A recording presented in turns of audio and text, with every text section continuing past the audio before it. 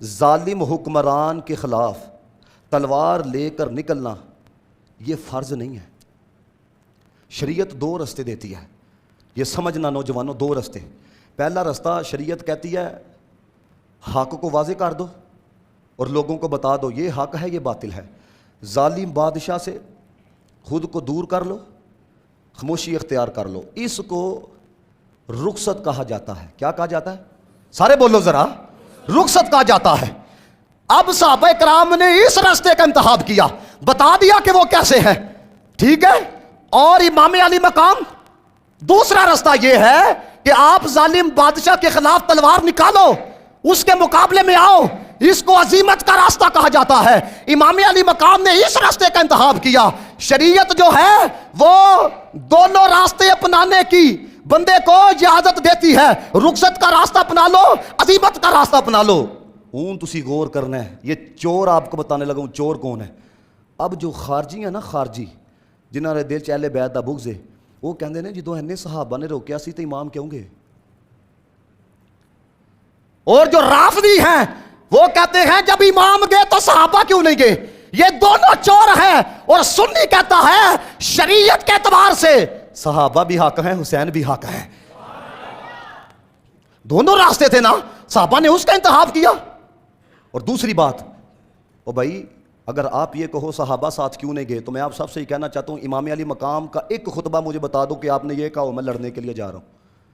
آپ تو جنگ کرنے کے لیے جا ہی نہیں رہے تھے۔ آپ سارا واقعہ پڑھ کے دیکھو، جب آپ کربلا کی زمین پہ پہنچے امام نے وہاں پر بھی کہا میں تو جنگ کرنے کے لیے آیا ہی نہیں۔ حضرت امام علی مقام امام حسین رضی اللہ تعالی عنہ آپ پھر مکہ سے کوفے کیوں گئے؟ دو وجوہات آپ کو بتانے لگوں، بڑی توجہ رکھنا۔ کہتے ہیں دوسری وجہ یہ ہے امام کو پتا تھا میں نے شہید ہو جانا ہے، کیونکہ میرے نانا جان نے پہلے ہی بتا دیا ہے، تو لہٰذا یزیدی لشکر جب مکے میں آئیں گے نا تو پھر مکۃ المکرمہ کی عزت کو پامال کریں گے۔ میں نہیں چاہتا کہ جس شہر میں اللہ کا گھر ہے اس کی عزت پامال ہو، اس لیے مجھے وہاں پر پہنچنا چاہیے۔ دوسری چیز یہ ہے کہ امام علی مقام نے نا صحابہ کو کہا کہ آپ اتنا اصرار کر رہے ہیں تو چلو میں اپنے چچا زاد بھائی، یہ امام علی مقام کے چچا کے بھائی ہیں حضرت مسلم بن عقیل، میں ان کو بھیجتا ہوں، وہ جا کے حالات دیکھتے ہیں، اگر حالات سازگار ہیں میرے چچا زاد بھائی کے ساتھ وہ وفا کرتے ہیں تو پھر میں آپ کو مطمئن کر سکوں گا کہ اب مجھے جانا چاہیے۔ اگر حالات سازگار نہیں ہوں گے تو میں شریعت بار سے ان کوفیوں کی زبان بند کروا سکوں گا، ان کا منہ بند کروا سکوں گا جو مجھے خط لکھ رہے ہیں۔ حضرت مسلم بن عقیل جب وہاں پر پہنچے، پہلے دن 12,000 لوگوں نے امام مسلم بن عقیل کی بیعت کی۔ کتنوں نے؟ سارے بولو ذرا۔ اب مجھے بتاؤ اتنی بڑی تعداد میں لوگ ایک دن میں بیعت کریں تو حالات تو سازگار ہے نا۔ اب اس بات کو سمجھنا جو میں بتانے لگوں آپ کو، حکومت یزیدی حکومت کے جو حمایتی تھے نا، بیٹا بیٹھ جاؤ اب نہیں ادھر جانا، یزیدی حکومت کے جو حمایتی تھے نا، انہوں نے کوفے کے گورنر کو یہ پیغام پہنچایا کہ ادھر مسلم بن عقیل آیا ہے، 12,000 بندے نے بیعت کر لی ہے، کاروائی کرو۔ اب وہ جو نعمان بن بشیر تھے نا، انہوں نے کاروائی کرنے سے انکار کر دیا۔ اب یہ بات یزید کو پہنچائی گئی۔ یہ آج کچھ لوگ جو ہے نا یزید کو باعزت بری کرتے ہیں، یزید کا قصور نہیں تھا، میں کہ وہ روٹی کو چوچی کہتا تھا، نودی سے روٹی ڈالتا تھا۔ ابن زیاد کو کس نے گورنر مقرر کیا کوفے کا؟ یزید نے کیا۔ جب اس کو پتا لگا نعمان بن بشیر نے کاروائی نہیں کی مسلم بن عقیل کے خلاف، ابن زیاد کو مقرر کرنے والا کون تھا؟ یزید تھا۔ اور جب اسے پتا لگا کہ مسلم بن عقیل یہاں پہ بیعت کروا رہے ہیں، اور آپ جن کے گھر میں رکے حضرت ہانی بن عروہ، ابن زیاد نے مسلم بن عقیل کو بھی شہید کروایا، جن کے گھر میں آپ ٹھہرے ان کو بھی شہید کروایا۔ میں آپ سے پوچھنا چاہتا ہوں غیر جانبدار ہو کے آپ فیصلہ کرو بلانے والے کون تھے؟ ابن زیاد نے صرف اتنا کہا جے تسی نظر آ گئے نا ان اس بیعت کے چکر کے اندر تم لوگوں کے گھر نہیں بچیں گے۔ سب نے اہل بیت اطہار کے ساتھ بے وفائی کی۔ اب میرا آپ کے ذہنوں پر یہ سوال ہے، مجھے بتاؤ بلانے والے کون تھے، بے وفائی کرنے والے کون تھے؟ مسلم بن عقیل تو اکیلے رہ گئے نا، کدھر گئے 12,000؟ تاریخ میں بتاؤ مجھے ان کا نام۔ کس نے بے وفائی کی؟ وہ چاہنے والے تھے نا جو کہتے تھے آؤ ہم بیعت کریں گے، ہم آپ کے ساتھ لڑیں گے. وہاں پر گئے مسلم بن عقیل شہید ہو گئے، جہاں پر رہے وہ بھی شہید ہو گئے، تو کدھر گئے وہ دوسرے؟ اب انہوں نے جب حالات دیکھے تھے تو انہوں نے پہلے ہی خط لکھ دیا تھا کہ حالات بڑے سازگار ہیں، اب جلدی جلدی آئیں، لوگ آپ کے ہاتھ پہ بیعت کرنے کے لیے تیار ہیں.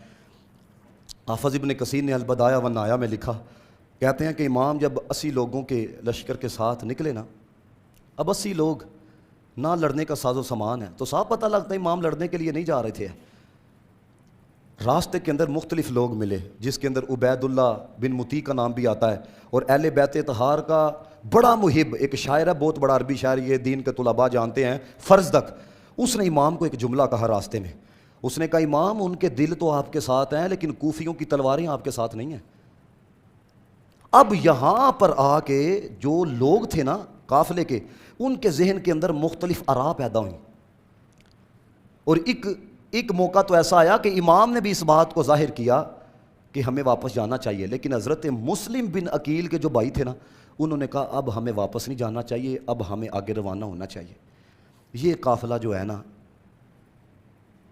کوفہ کی طرف جا رہا تھا. میں آپ کو بتانے لگا ہوں کہ کربلا کیسے پہنچا، کیونکہ کوفیوں نے خط لکھا تھا نا، تو یہ قافلہ کوفہ کی طرف روانہ ہوا. ابن زیاد نے نا ہور کی کمانڈر میں 1000 کا لشکر بھیجا، کہتا ہے جاؤ جا کے دیکھو حالات کیسے ہیں، وہ کتنے آ رہے ہیں، کیا پاس ہے. لڑنے کے موڈ میں وہ تھے. ہور جب آیا نا، تو جب اس نے امام حسین کا چہرہ دیکھا نا، کہتا ہے اگر چاہ میری نوکری ہے لیکن میں آپ سے بڑا پیار کرتا ہوں، اگر چاہ میری نوکری ہے لیکن میں آپ کا بڑا محب ہوں، مجھے یہ آرڈر دیا گیا ہے کہ آپ کو میں گرفتار کروں لیکن میں آپ کو گرفتار نہیں کر سکتا. جب اس نے اس محبت کا اظہار کیا نا، تو امام علی مقام نے فرمایا ہوئے تو نے تو اپنے پر جہنم کی آگ کو حرام کر لیا ہے. یہ محبت کا اظہار کیا. اب دیکھو قدرتی فیصلے دیکھو جو کربلا کی سرزمین پر ہوئے. شمر مولا کائنات کا سالہ تھا، امام علی مقام کا قریبی رشتہ دار تھا، لیکن عظمت اہل بیت کو پہچان نہ سکا تو جہنمی کتوں میں سے ہو گیا. حور اجنبی تھا، قریبی رشتہ دار نہیں تھا، لیکن حضور کی آل کی عظمت کو جب پہچانا، اللہ نے جنت کا حقدار بنا دیا ہے. حور نے پھر کہا، اس نے کہا آپ کوفے میں داخل نہ ہوں، میری آپ کے ساتھ ریکویسٹ ہے، آپ نا کربلا کی زمین پر آپ ٹھہراؤ کریں. امام علی مقام پھر وہاں پر خیمے لگواتے ہیں، اور امام علی مقام سب سے پہلے جس چیز کا انتظام کرواتے ہیں وہ عورتوں کے پردے کا انتظام کرواتے ہیں.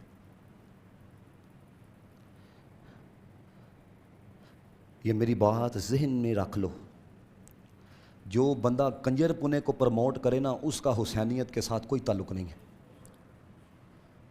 سارا سال تم ناچو، محرم کے 10 دن آئیں تو تم یہ سمجھو کہ ہم حضرت وہ تھوڑا بہت کر لیں اور ہم کپڑے اپنے کالے کر لیں تو تم یہ سمجھو کہ یہ ہم نے حسینیت کا حق ادا کر دیا. تم ڈرامے بازی کرتے ہو. میں نے کئی لوگوں کے اکاؤنٹ دیکھے، یہ 8-9 دن ہوئے ہیں، وہ جناب وہ بڑے وہ کلام لگا رہے ہیں، اور تھلے انہوں دی پروفائل ویکھو کنجریوں کے گانے. یہ میں اگر غلط ہوں تو آپ مجھے کہنا قاری صاحب آپ غلط کہتے ہو. پورا سال تم کنجر پونا کرو، پورا سال تم یزیدی رہو، پورا سال تم یزیدی کردار ادا کرو، ان 10 دنوں میں آ کے تو تم یہ لوگوں کے سامنے ظاہر کرو ہم حسینی ہیں. یہ سنو، اپنے سنی بھی سنو، یہ جو کالے کپڑے پہن لیتے ہو محرم کے 10 دنوں میں، کالے کپڑے پہننے کا نام حسینیت نہیں ہے، کرتوت چٹے کرنے کا نام حسینیت ہے.